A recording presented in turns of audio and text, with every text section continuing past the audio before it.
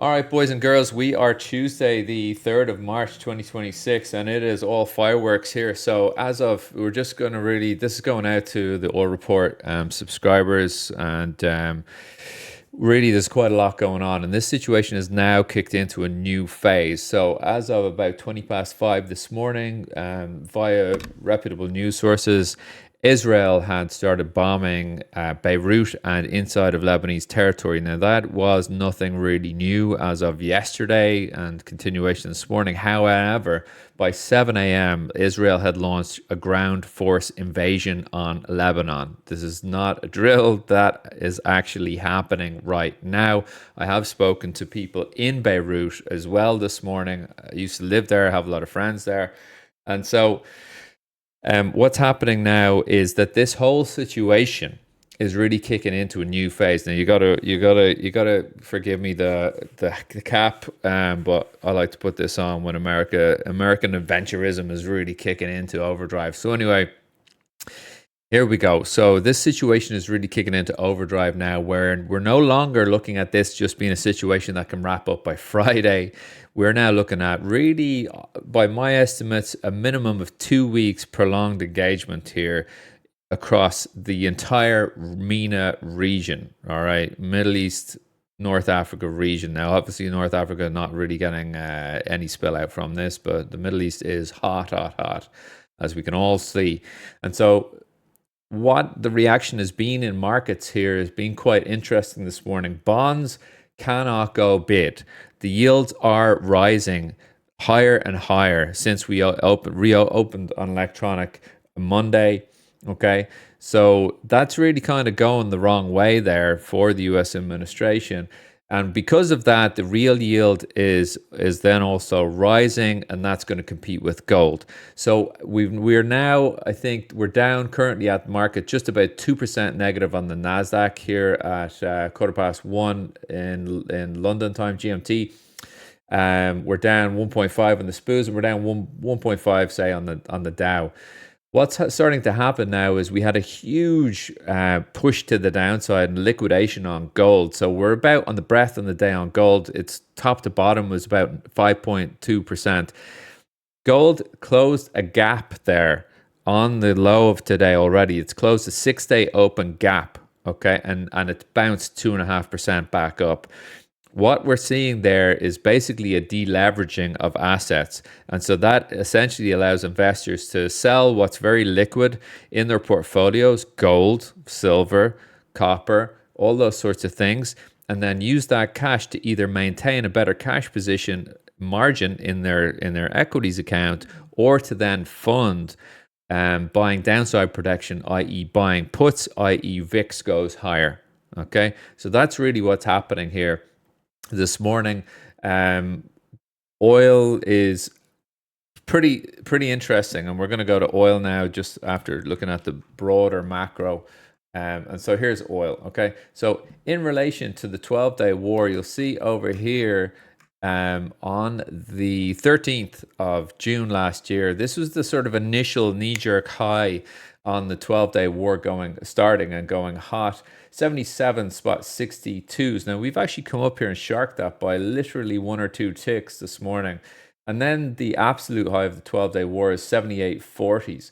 So what I'm sort of seeing here now is that we can sort of have a little bit of a mean reversion on oil, and then a push to take out both of these levels over this week. So do with that what you may. We are holding imbalanced above yearly prior value area high here, which is 71.20 or 71.12s to be precise. So we just got it right there. So we see the yesterday's close could not close below that price, and today reopened right there on the close, and we push again to the upside here on oil, which is currently up another 7%. So for the week, well, since Friday's close, we're currently trading up 13.7% on WTI. And yeah, I think we can push a lot more because this situation is now a broader regional risk. One more thing before I finish up here. to cover what's unfolding. And as this thing now really kicks into the next phase, and it's not going to be the final phase, is gas. Okay, so NRT, one of my darlings and the largest position in my portfolio, is now printing mega to the upside. And why is that? Well, that's because NRT is gas that's drilled in Europe on a co-venture between NRT and I think it's Exxon or Chevron, doesn't really matter. And it gets paid royalties from the gas sales there in euros. Okay, and then and then when it's doing the dividends, it converts those euros to dollars at market and pays the dividend. Okay, so your dividends are never getting degraded by dollar.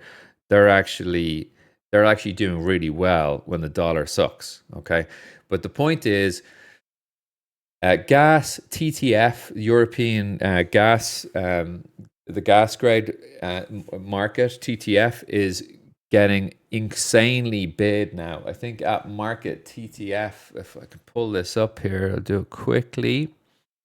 And there we go. TTF. We'll pull this into view. Here's TTF. Okay. Now this is weekly bars. Okay. So for the moment, we're currently up 77.88% on TTF for the week. Okay. That's Monday's electronic open to at market. All right. So if we look at the days here, now yesterday there was the risk of Qatar cutting its gas exports. Today, overnight, basically we've had that confirmed. They are cutting LNG production and exports. Why does that matter? Well, that matters because even though 64% of US LNG gets exported to Europe right now, the vast remaining bulk of European gas requirements comes from Qatari LNG, and that is gone. Okay. Now, the gas contract that NRT tracks the most is TTF. Okay. We saw about a 13% bid up on NRT yesterday, and that was when Qatari gas was maybe confirmed as halted. Today, that is now 100% confirmed as halted. So we are now set to probably have double the size day today on NRT that we had yesterday, because this now has to be fully priced in it, and we haven't even opened on US equity markets right now. Okay, so like NRT in the pre here is up, it's about up 2.5%. So we're really actually now it's currently up 4% on pre NRT. 4%. It was, yeah, on the trading view it says it was up 11.7%. On my Schwab it was actually up 13% on the position yesterday. So um this has ways to go here. This has a ways to go. So we're going to go out to the big charts on TTF, and we're looking at monthly bars here, decade VWAP. Now this was the sort of COVID, post-COVID ramp and rally. All right, on NR or on TTF. Okay, I think we can easily close this outstanding gap here on TTF easily over this, because essentially we need to find out, when is Qatar going to come back to LNG production. If you're in Europe right now, the price of your LNG is about to go stratospheric. Okay, I just put diesel in my car earlier. It is an EV for those wokies out there. But I just put diesel in the EV, and or whatever, the hybrid, and it was up like 5 cents. All right, already this morning. Okay, so LNG, unfortunately, we have LNG here at the house. It's going to be pricey, but thankfully we're coming into warmer weather.